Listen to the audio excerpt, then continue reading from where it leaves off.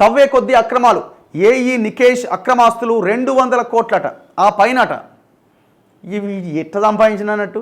వీడు జాబ్ ఏమో 2013లో వీడు జాయిన్ అయ్యాడు ఉద్యోగంలో.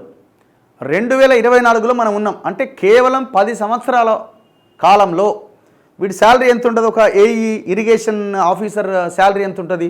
1,00,000 1,50,000 ఉంటుంది మహా అయితే. 10 ఏళ్ళకి ఎంత రావాలి మహా అయితే? 12 ఏళ్ళకి 12 లక్షలు అనుకోండి. 12 లక్షలు 10 ఏళ్ళకి 120 లక్షలు అంటే ఎంత? 1,20,00,000.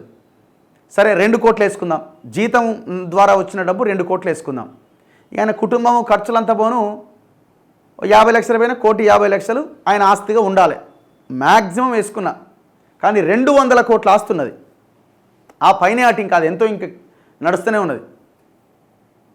అంటే ఎంత భయంకరంగా, ఎంత భయం ఇదంతా. దీన్ని ఎట్లొచ్చినాయి 200 కోట్లు అంటే రియల్ ఎస్టేట్ మాఫియా ఇచ్చిన డబ్బులే ఇవన్నీ. ఇరిగేషన్ చెరువు ఉంది, పక్కనే కట్టాలి, ఎట్లా ఎన్ఓసి కావాలి, చలో నికేష్ ఏడుండు, నికేష్తో మాట్లాడితే మొత్తం కింది నుంచి పైదాకా వాడు సెట్ చేస్తాడు. నాలా ఉంది, పక్కన హైరైజ్ టవర్ కట్టాలి, పర్మిషన్ లేదు, ఎన్ఓసి కావాలి, ఎట్లా నికేష్. గవర్నమెంట్ స్థలం ఉంది, పర్మిషన్ కావాలా అంటే వీడు ఇరిగేషన్ ఆఫీసర్లే, కానీ దీనికి సంబంధం లేదు. సో ఇరిగేషన్కి సంబంధించిన ఏ విషయంలో అయినా పర్మిషన్లు ఇచ్చి ఎన్ఓసీలు ఇచ్చేది వీడే. ఇట్లా 200 వీడే 200 కోట్లు సంపాదించిందంటే మన పైన ఉన్న ఆఫీసర్ ఎంత సంపాదించి ఉండాలా? ఎన్ఓసీ అంటే ఈయన ఒక్కడు ఇచ్చేది కాదు కదా, పైన ఉన్న ఆఫీసర్ సంతకం, కలెక్టర్ దాకా సంతకాలు రావాలి కదా. మరి అందరూ సంతకాలు పెట్టినట్టు ఈయన 200 కోట్లు మింగినట్టు ఆయన ఎంత మింగాల? ఎవడు వీడున్నప్పుడు కలెక్టర్గా ఉన్నది? అమోయ్ కుమార్. దొంగల బ్యాచ్ ఇది. వీళ్ళని ఏం చేయాలంటే, ఇప్పుడు ఎన్కౌంటర్లు జరగాల్సింది అడవుల్లో ఉన్న నక్సలైట్ల మీద, మావోయిస్టుల మీద కాదు, ఇగో ఈ దొంగల మీద ఎన్కౌంటర్ జరగాలి. షూట్ చేసి అవతల పడేయాలి. వీళ్ళు మామూలు ఇది కాదు ఇది. దీనివల్ల పర్యావరణం దెబ్బతింటున్నది, ప్రకృతి నాశనం అవుతున్నది, ప్రజలు క్వాలిటీ ఎయిర్ పీల్చుకోలేక వాళ్ళు కూడా చచ్చిపోతున్నారు. ఇదంతా లింక్, ఇదొక చైన్. సనత్ నగర్లో ఎయిర్ క్వాలిటీ ఇండెక్స్ 311 ఉందండి. ఆ గాలి మీరు పీలిస్తే మీకు ఊపిరితిత్తులు ఖరాబ్ అయిపోతాయి. ఎగ్జాంపుల్ చెప్తున్నా నేను. రీసెంట్గా వచ్చిన లెక్కల్లో air quality index AQI levels 311 ఉంది సనత్ నగర్లో. ఢిల్లీలో 400 ఉంటుంది. ఆగమాగం అవుతుంది ఆ రాష్ట్రం. మొన్న 500కి చేరింది. స్కూళ్ళకు సెలవులు, ఆఫీసులకు సెలవులు, బయటికి రావడానికి అవకాశం లేదు. రేపు హైదరాబాద్ కూడా అట్లనే కాబోతున్నది. కావడానికి కారకులు ఎవరంటే ఇగో 2 మార్గులు. చెరువులు, లేక్ సిటీగా పేరొందిన హైదరాబాద్లో చెరువులను మొత్తం చెరబట్టిరు కదా. మరి వీళ్ళని ఎన్కౌంటర్ చేయకపోతే ఏం చేయాలా చెప్పండి? గ్యాంగ్ రేపే కదా ఇది. ఎవడిచ్చిండు వీళ్ళకి డబ్బులు ఇచ్చింది ఎవరో లెక్కలు తెచ్చండి ఫస్ట్. ఏసీబీ వీని దగ్గర 200 కోట్లు ఉన్నాయి, 300. ఈ డబ్బులు ఎక్కడి నుంచి వచ్చినాయి, ఎవరి దగ్గర తీసుకున్నాడు? దమ్ముంటే మీరు విచారణ చేయండి. ఆ రియల్ ఎస్టేట్ కంపెనీలు మొత్తం బ్లాక్ లిస్ట్లో పెట్టండి. ఒక ఫినిక్స్, ఒక వాసవి, వీళ్ళ దగ్గర నుంచి వచ్చిన డబ్బులే ఇవన్నీ. డౌటే లేదు. ఒక ఫినిక్స్, ఒక వాసవి, ఒక వర్టెక్స్, ఒక ముప్ప, తెల్లాపూర్, శేరిలింగంపల్లి, గోపన్నపల్లి, రంగారెడ్డి జిల్లా ఏరియాలో ఉన్న ఈ ప్రైమ్ ల్యాండ్స్ అన్నింటినీ పర్మిషన్స్ ఇచ్చింది వీళ్ళే.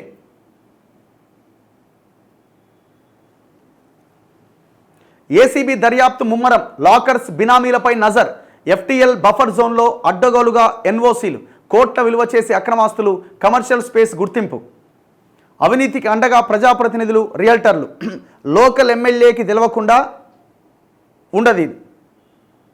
నేను అంటున్నా, శేరిలింగంపల్లి ఎమ్మెల్యే అరికపూడి గాంధీ నీకు సంబంధం ఉందా లేదా లెక్క తేలాలి. రంగారెడ్డి జిల్లాలో ఉన్న ప్రతి ఎమ్మెల్యే ఇందులో భాగస్వాములై ఉంటారు, రాసి పెట్టుకోండి. అవినీతికి అండగా ప్రజాప్రతినిధులు, రియల్టర్లు. నికేష్కు 14 రోజుల జ్యుడిషియల్ రిమాండ్ విధించిన కోర్టు చెంచల్గూడ జైలుకు తరలింపు నేడు ఏసీబీ కస్టడీలోకి తీసుకోబోతున్నది. Irrigation Rangareddy circle AE Nikesh Kumar కేసులో తవ్వే కొద్దీ అక్రమాలు బయటకు వస్తున్నాయి.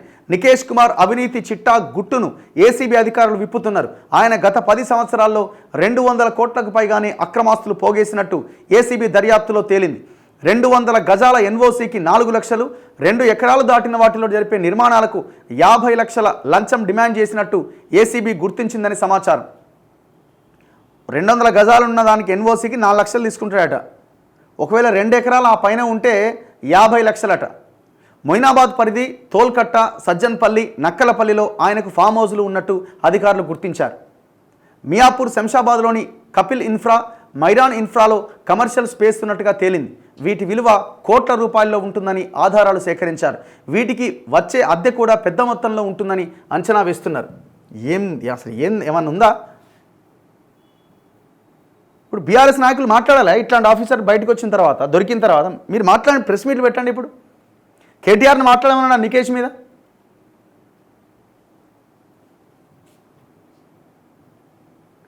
మేము ఇప్పటికి కూడా ఎందుకు బీఆర్ఎస్ కనీసం వాళ్ళ వాసన కూడా ఈ రాష్ట్రానికి తగలొద్దని ఎందుకు చెప్తున్నామంటే కారణం ఇదే. గ్రౌండ్కి వెళ్తే ఆ రియాలిటీ ఏంటనేది మనకు తెలుస్తుంది. ఆయా కమర్షియల్ స్పేస్ ఎప్పుడు ఎవరి పేరున రిజిస్టర్ చేశారు అనే వివరాలు రాబడుతున్నారు.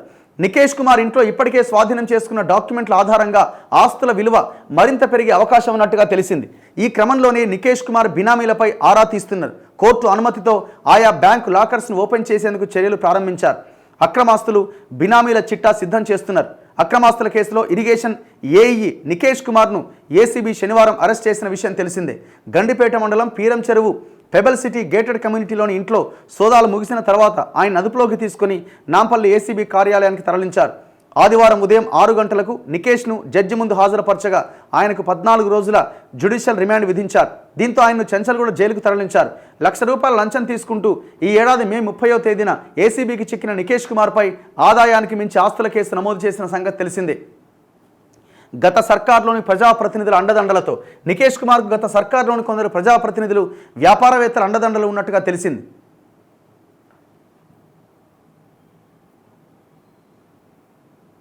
రాజేంద్రనగర్ పరిసర ప్రాంతాల్లోని నిర్మాణాలు సహా రాజేంద్రనగర్ ఎమ్మెల్యేగా ఎవరున్నారు? మొన్న ఆయన పేరేదో ఉండగా ప్రకాష్ గౌడ్, షేర్లింగంపల్లి, అరకపూడి గాంధీ, ఈ బ్యాచే. నిర్మాణాలు సహా గండిపేట్, పీరం చెరువు బఫర్ జోన్, ఎఫ్టీఎల్లో నిర్మించిన భారీ ప్రాజెక్టుల వెనుక ఇరిగేషన్, హెచ్ఎండిఏ, జిహెచ్ఎంసీ ఉన్నతాధికారులు కూడా ఉన్నట్టు ఏసీబీ అనుమానిస్తున్నది. ఈ క్రమంలోనే నికేష్ కుమార్ అడ్డగోలుగా అనుమతులు ఇచ్చినట్టుగా గుర్తించింది. వ్యవసాయ భూములను రియల్ ఎస్టేట్ వ్యాపారాలకు అనుకూలంగా కన్వర్షన్ చేసేందుకు కూడా భారీగా లంచాలు తీసుకున్నట్టు ఏసీబీ దర్యాప్తులో వెల్లడైంది.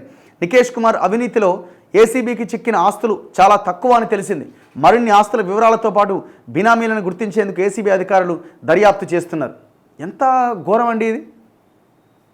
ఏం తేలుస్తారో ఏమో, నాకైతే అనుమానమే. ఎందుకంటే వాడు రెరా బాలకృష్ణ అంటోడు ఎన్ని కోట్ల రూపాయలు సంపాదించిండు, ఏం వచ్చింది, బయటకు వచ్చింది కదా. ఏమైంది ఆ కేసు? సోమేష్ కుమార్ పేరు చెప్పిండు అన్నాడు. ఏమైంది సోమేష్ కుమార్ ఇంత దర్జాగా ఉన్నాడు.